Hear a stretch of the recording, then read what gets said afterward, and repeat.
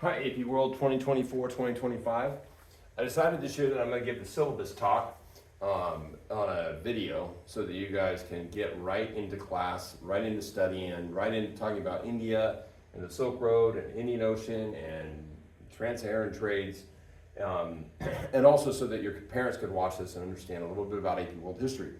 Congratulations, you've been dropped into a college level class, and which means it's going to be harder.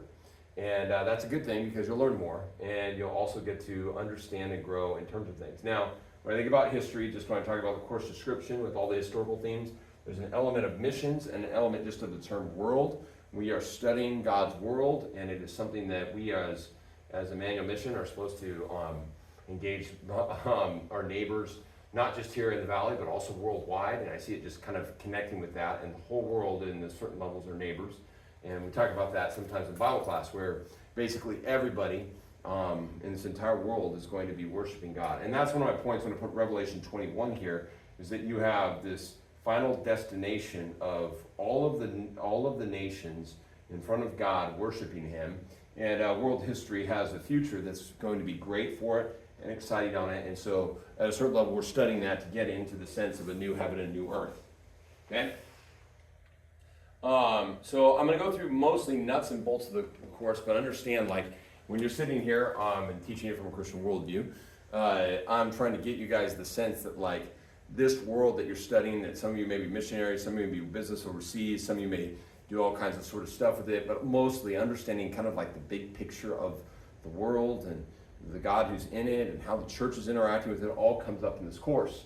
That said, our course book is this one right here. I have 10 of them, so please do not buy one because I have a bunch. The school was gracious enough to let me purchase some so that I can just hand them out, loan them out, and then turn them out in. There's about 21 students signed up for the course, 22 maybe, and that means that these people, you guys all should be able, I've loaned out a bunch already, and you guys should be able to get some. This book is not from a Christian worldview, it is a college textbook. And so just understand that as you guys are entering into it. Okay, we will be taking lots of notes. That will take lots of paper. This is the first year that the AP World Exam is entirely digital. In fact, it hasn't been digital at all. It's all been fill in the blank bubbles. So this may get adjusted, and you guys may be more doing notes, I'll say online and digitally, as long as I can do this. But mostly, guys, I'm hoping that you're excited to come learn something, to bite off something as big as all of world history in a single course is kind of monstrous, but it also is kind of fun because you're doing something that not everyone's doing, and you're creating an atmosphere that not everyone does. With that, just expect this class to move quick. We'll cover our respect agreement in the first day of class. Just realize phones are not allowed in class without teacher permission. If you have your phone out inappropriately, I'll just take it.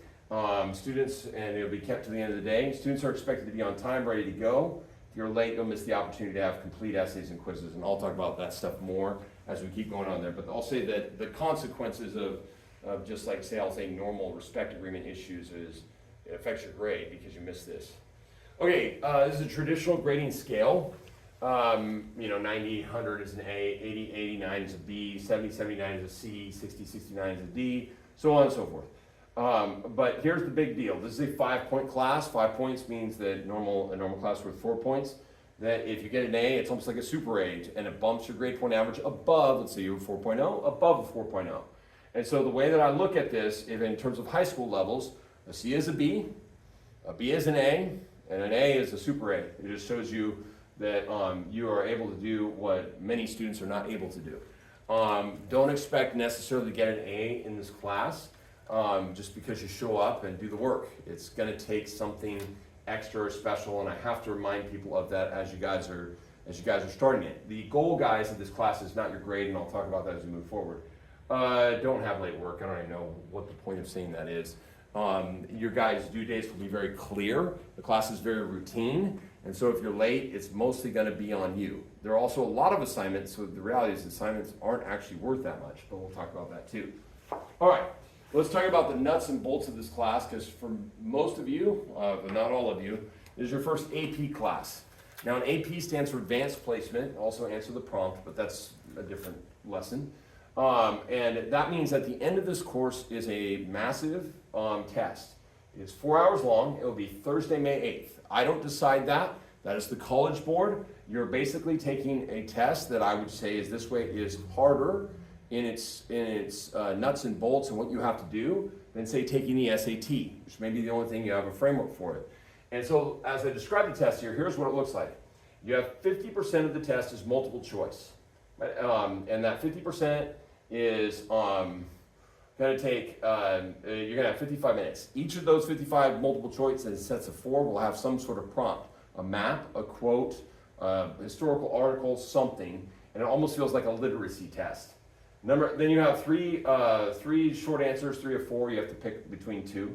Then you have a document-based question, which takes 65 minutes, and a long essay question, which is this. In short, if I just put it here, you're going to write 2 essays, 5-paragraph essays, just so you can imagine that, in an hour and 40 minutes, having no idea what the prompts are or what the things are going in. Now you'll have some idea, but you'll be somewhat guessing just as you are every single year. That said, this is the part of it that I think people at Emmanuel tend to do well on, okay? Last year I was very proud of my students.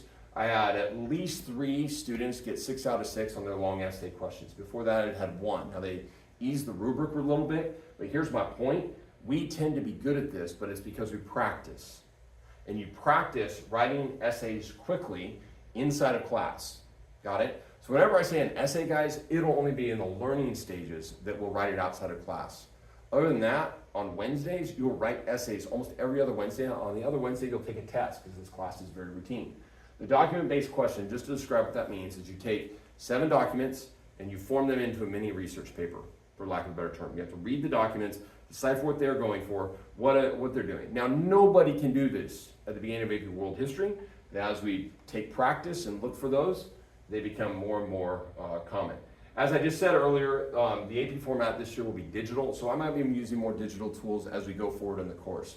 Let's start out with just my normal routine, but it may move to digital notes in particular. So that's what you guys are looking on it. Don't cheat. You get a 0 on it. If you notice here, I have it more inactive up there. We have a widget, I think is what it's called, that looks at all Google Docs that are shared with me. Any Google Doc will be shared with me with Edit Power, and probably will be in Schoology. Like I'm going to push them forward in Schoology. We have to give me editing power so I can see this and see what was copy and pasted, and I can see what how long the writing sessions were and how much time was spent on it. And it gives me the ability to go, did this person just cheat? Did they use AI? Did they do that sort of idea? And the point of it is, it's going to be able to allow for me to see the time and expectations. If we're going to do notes digitally, then this is going to have to be a must that I be able to see all of that. Otherwise, you'll just be copying and pasting off the internet, which isn't going to help you learn the subject. The whole goal, guys, is to learn the subject, and you will do this. Now, the reward for this, if you do pass this test, and if you pass an AP exam with a score of a 3, the highest score is a 5, the middle high score is a 4, and the passing score is a 3. It is 3 units at least of college education at many colleges. Understand that some colleges don't take it, and it doesn't work with certain things. It isn't like 100% guarantee, but essentially you have a college course on your resume, and then for most colleges it's accepted as such. Okay, understand that I don't know exactly what you're going to do with college and how it's going to look. And so with that, that's a very high reward. That's a bigger reward than your grade. That just saved you $2,000 in, well, I'm just estimating here, probably things, in fees towards your college. And now, guys, I'm also going to put it this way. This looks really, really good on a college resume. AP put out, College Board put out what AP students and how they're scoring on college, and their success rate in college is way higher than those that don't take AP courses. And so what you're doing is that first step towards, I'll just say it this way, getting myself ready for a 4-year college, higher education, so that I can learn more, do better, all those sorts of things. And then I'm going to note here, guys, just think of the skill of being able to write an essay in 45 minutes, how useful that is in an English class or in a history class. You're going to have that throughout your education, high school or college, and it's going to be helpful in all those things. Now, homework. There is lots of homework in this class. I know that Emmanuel has a not much homework policy, and students are expected to read a chapter and take notes. That will be expected every single week until we finish the book. Okay, And this is not a class with projects. This is not a class that adds something harder in the middle. It is a class of routine. It's a grind. So you don't have to go like in the next chapter, oh man, I got to do way more of this because I got this big thing to do. Nope, it is every week notes. Every other week a test. Every other week an essay. And you can expect at least 4 hours of homework a week. That's my estimation. That's me kind of just watching my daughter actually go through the homework process and seeing what it should be completed in. Talk to me, guys, and dialogue with me with how the notes are going, both in are you learning the subject, or you're just blanking out as you're writing down random things, and also if it's taking too long. I have some people who spent like 15, 20 hours in notes. Do not do that. 4 hours. Get it in, get it done, learn your stuff. That said, you're responsible for the information on the notes, and you'll have quizzes every week that will, tell me whether or not you got the notes or not. Learning practices. Students will not follow the learning practice normally apply to college. There are no retakes and there's no graded homework. You'll see, because every single week we have a test. If you get an F on it, you just move on. And probably you'll get your first F that you've ever gotten in high school. It won't matter. Why? Because you're going to have 9 more tests and you can get it the next time. Quizzes, that's even doubly true. Hopefully you don't start missing the homework.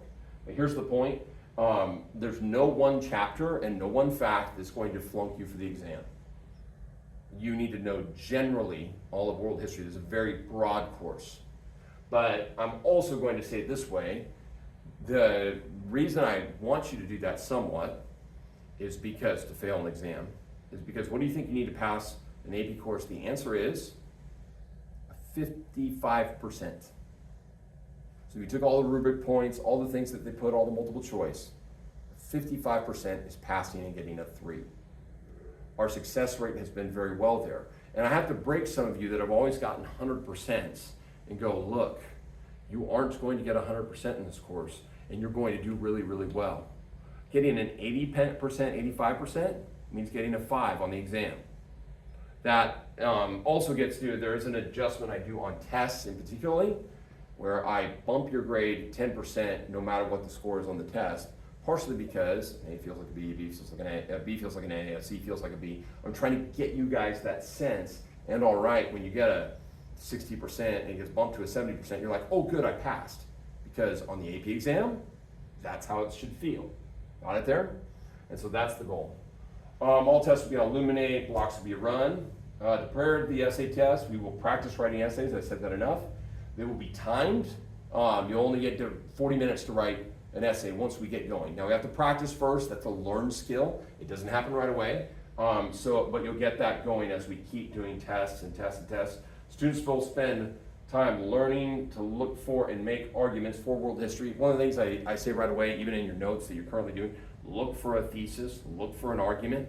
They are not just neutral. History is not just told from like this neutral perspective, never making an argument. They're always making arguments, and that's kind of the point I want you guys to get in terms of that. And that's your first, I'll say, thinking historically is everything's an argument. Make a thesis out of it, okay? Academic thesis. I'm not meaning, all people are ugly. No, that is not what I mean. I mean like I'll go this way. Let's do India and